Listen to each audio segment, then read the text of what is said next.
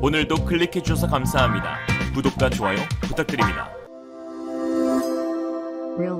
전 세계 시총률이 자동차 업체 테슬라가 차세대 자율주행 칩 HW5.0 생산을 한국의 삼성전자에게 맡기기로 하여 화제가 되고 있습니다. 지난 18일 업계에 따르면 테슬라가 역량을 집중해 개발 중인 차세대 자율주행 반도체 HW5.0은 삼성전자의 4나노미터 반도체가 탑재되어 2년 후 적용될 예정이라고 하는데요. 반도체 공장이 없는 테슬라는 자율주행 FSD 반도체 개발 단계부터 삼성전자 등 파운드리 업체를 정하고 협업하는데 지난해 대만 TSMC를 파운드리 단독 파트너로 점찍었다는 보도가 쏟아지기도 했습니다. 이에 최근까지 약 10년 넘게 이어진 삼성 테슬라의 협력 관계가 무너질 위기에 놓였고 대만 매체들은 테슬라가 FSD 1기부터 함께한 삼성이 아닌 대만 TSMC를 택했다며 기술력에서 크게 밀린 것이 입증되었다라고 설레발을 치기도 했습니다. 당시 TSMC가 유력했던 이유는 4나노미터 파운드리 공정의 수율에서 삼성보다 TSMC가 낮다는 평가가 우세였고 수율이 낮으면 비용이 증가할 뿐만 아니라 칩 조달 문제가 생길 수도 있기 때문이었습니다. 이에 천상 사업가인 일론 머스크는 의리보다는 TSMC라는 실리를 택할 것이란 분석이 지배적이었죠. 그런데 지난 2개월 전부터 분위기가 급격하게 바뀌었습니다. 삼성의 4나노 반도체의 수율이 몰라보게 향상되었다는 소식이 전해진 것인데요. 현재 삼성전자의 4나노미터 공정 수율은 TSMC와 동률인 80%까지 올라왔고 이에 HW5.0 파운드리 수주에 나설 기반을 마련하게 된 것입니다. 또한 지난 5월 10일 일론 머스크를 만난 이재용 삼성전자 회장은 이러한 향상된 수율을 바탕으로 양사의 협력을 심도 깊게 논의했고 결국 100% 삼성에 위탁하게 되는 결과를 얻어낸 것이죠. 테슬라 입장에서도 10년 넘게 협력해온 삼성이 TSMC와 같은 수율에 더 경쟁력 있는 가격을 제안했으니 큰 고민을 할 필요가 없었을 것입니다. 테슬라의 HW5.0 수주가 사실상 확정되면서 삼성전자는 테슬라, 모비라이, 암바렐라 등 자율주행치 빅3 모두를 고객사로 두게 되었는데요. 자율주행에서 사용되는 첨단 파운드리 반도체만큼은 TSMC보다 더 경쟁력이 있다는 평가입니다. 사실 테슬라가 TSMC가 아닌 삼성을 택했던 데에는 또 다른 숨겨진 이유가 있습니다. 바로 리스크를 최소화하기 위한 선택이었던 것인데요. 암만 기술력이 좋다 한들 대만은 어쩔 수 없는 결정적 리스크를 지니고 있습니다. 바로 중국의 침공 위협이죠. 포린 폴리시에 따르면 북한과 한국이 다시 전쟁을 치를 가능성은 7% 미만이지만 대만과 중국이 전쟁을 치를 가능성은 88%에 이른다라고 했죠. 일론 머스크 역시 중국의 대만 침공 위협 언행으로 구설수에 오른 바 있었는데 지난해 10월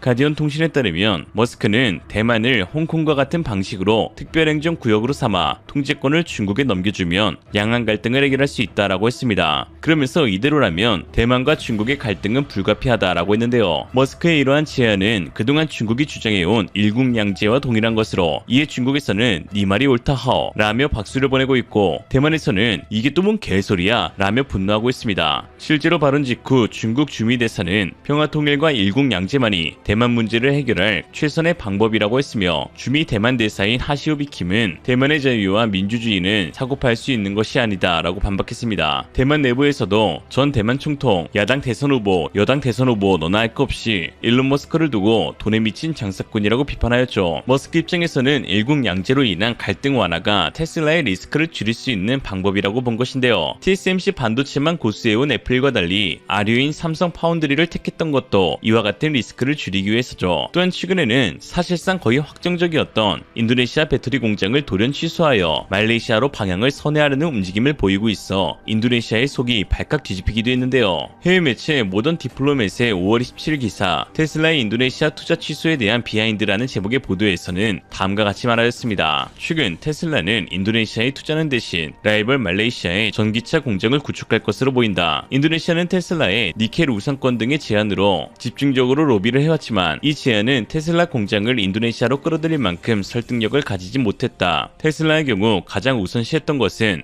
인도네시아 기업이 지속 가능한 기업이었는가 하는 문제였다. 그러나 인도네시아 업체들은 많은 리스크를 지니고 있어 머스크는 지속 가능하지 못하다는 결론을 내린 것이다 라고 했습니다. 모든 것은 뿌린 대로 거두는 법. 인도네시아의 KF21 공동개발 과정만 봐도 지속이 불가능하다는 건 알 수 있고 그 업보가 결국 돌아온 것이죠. 한편 테슬라의 제2 아시아 공장 고려 대상 중 한국이 한국이 최우선 후보로 거론되고 있어 화제가 되고 있는데요. 지난해부터 한국 정부와 만남을 추진하고 있는 머스크는 한국은 기가팩토리 투자지로서 매우 흥미롭고 여전히 최우선 후보 국가 중 하나라며 조만간 한국을 방문할 기회가 있을 것이라고 밝혔습니다. 일각에서는 미국의 IRA 법안으로 인해 테슬라가 한국에 공장을 지을 가능성은 없다라고 하는데요. 그러나 자세히 살펴보면 또 그렇지만도 않습니다. 특히 최근 놀라운 소식이 전해졌는데 IRA 법으로 인한 보조금 지급 대상 22개 모델 가운데 77.3%인 17차 중에서 한국산 배터리가 탑재되는 것이 확인되었기 때문입니다. 특히 LG 에너지 솔루션이 돋보였는데요. 보조금 대상의 절반인 11개 차종에 배터리를 납품하기로 했습니다. 또한 삼성 SDI와 일본 파나소닉이 4개 차종에서 동류를 이루었는데요. SK온은 포드 F150 라이트닝 2 모델 배터리를 생산 중이죠. 업계는 국내 기업의 배터리 점유율이 앞으로 더욱 높아질 것으로 내다보고 있는데요. 점차 강화될 것으로 예상되는 IRA 요건에 대비해 전기차, 배터리 및 주요 소재의 북미 공장 건설이 추진 중이기 때문입니다. 이번 보조금 지급 대상에서 제외된 한국, 일본, 유럽에 뿌리를 둔 회사들의 북미 전기차 생산 시설 확충이 진행되고 있고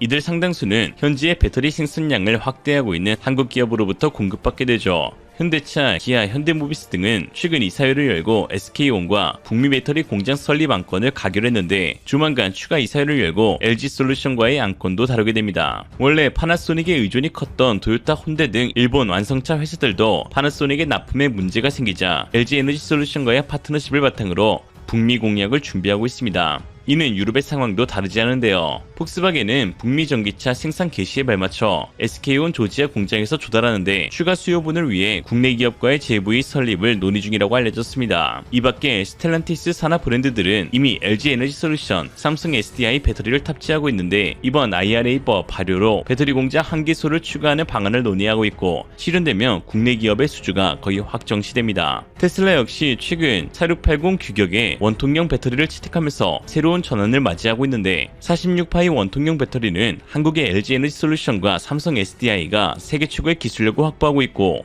파나소닉은 최근 개발에 어려움을 겪으며 4680 배터리 양산 시점을 내년 3월에서 9월로 연기를 발표하기도 했죠. 물론 테슬라가 한국 공장을 짓는다면 배터리 조달에 이점을 얻을 수 있겠지만 사실 이것만으로 공장을 건설하는 이유로는 충분하지 않습니다. 오히려 동남아시아가 원자재 수급도 원활한 데다 인건비도 저렴하니 더 유리한 측면이 있죠. 그럼 왜 테슬라는 한국을 최우선으로 삼고 있나? 바로 한국이 가지고 있는 시장 경쟁력 때문입니다. 일론 머스크의 그동안의 행보를 보면 납득이 가능한데요. 테슬라의 공장은 미국의 캘리포니아, 중국 상하이에 있고 현재 독일의 베를린에 짓고 있습니다. 모두 각 영내에서 가장 큰 수요가 있는 지역이죠. 단순히 건설 단가나 인건비를 고려했다면 독일이 아닌 동유럽에 건설하는 것이 훨씬 저렴한 방법이었겠죠. 게다가 동유럽에는 자동차 부품 업체도 있고 한국 배터리사나 디스플레이 업체도 대거 진출해 있으니 말입니다. 여기서 일론 머스크의 특징을 알 수 있는데 그는 항상 시장의 수요가 넘치면서 또 강력한 시장 경쟁자가 있는 곳으로 들어갔습니다. 독일 폭스바겐은 텃밭인 독일을 앞세워 유럽에서 가장 영향력 있는 전기차 업체가 되고 있습니다. 특히 ID3로 불리는 신형 전기차 판매 목표는 무려 10만 대에 달하는데요. 머스크는 수요층이 확정된 지역에 가는 걸 선호하죠. 테슬라 최초의 픽업 트럭, 사이버 트럭의 공장으로는 텍사스가 유력한 것으로 확인되었는데요. 텍사스는 픽업 트럭의 본고장으로 미국 포드 전체 판매의 35%가 텍사스 주에서 이뤄지고 있는데 머스크는 자신의 트위터에 북미의 나머지 절반인 동부 시장을 공략할 것이라고 달하기도 했습니다. 한국을 아시아 제2공장 유력 후보지로 삼은 것도 이와 같은 논리인데요. 한국에서 테슬라 3 모델은 상반기에만 7,000대가 팔렸습니다. 2위 코나 4,000대의 거의 2배에 달하는 판매 수치입니다. 업계에서는 테슬라가 올해 한국에서만 2만 대 이상의 판매 실적을 올릴 수 있을 것이라고 판단하였는데요. 작년 한국에서는 전기차 판매 28.7% 증가하여 경유차를 처음으로 추월하기도 했습니다. 테슬라의 높은 인기로 인해 지금도 사려는 사람들이 많아 최소 1년의 대기가 필요하다고 하죠. 반면 일본은 자국 차량 선호 성향 탓에 테슬라의 판매가 저조하고 더군다나 프리우스로 대표되는 하이브리드의 본고장이기도 한 만큼 작년 전기차 전체 수입 물량은 고작 1,000대 정도에 불과했습니다. 특히 한국에는 강력한 라이벌이 있는데요. 바로 세계 3위의 완성차 판매 업체이자 미국 내 전기차 판매 판매 2위 업체인 현대자동차입니다. 머스크 역시 최근 수차례 현대를 언급하면서 강력한 라이벌로 여기고 있는데요. 이에 블룸버그는 일론 머스크 미안, 현대차가 조용히 전기차 시장을 지배하는 중이라는 제목의 기사를 보도했고, 미국 경제 매체 비즈니스 인사이더는 한국의 현대자동차가 가성비 좋은 신형 전기차 아이오닉 6를 출시해 일론 머스크의 골칫거리로 등장했다라고 했습니다. 여기에 일론 머스크는 아이오닉 6 영상에 하트를 눌러라 라는 댓글을 남기면서 관심이나 견제를 표현한 것으로 보이는데,